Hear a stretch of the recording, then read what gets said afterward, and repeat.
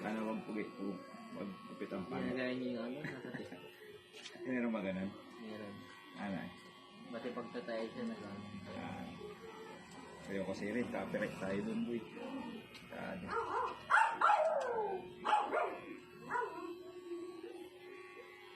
Yan, alright guys, tingnan nyo po.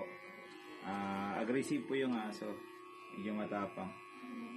Pag dinadala daw nila sa sa pet clinic, hindi nila natatapos. Tingnan natin kung matatapos natin siya. Hindi ko ba masasabi din. Hindi ko rin matapos, hindi ko pahiya din ako. Kaya tayo. Yung matapang na aso na hindi nakahawakan, hawakan ko na. Dadalawang tao lang daw yung nakakahawak nito, si ma'am sa kasi mama nila. Nung umalis si mama nila, wala nang makakawak kundi si ma'am lang. Yun o. Wala lang.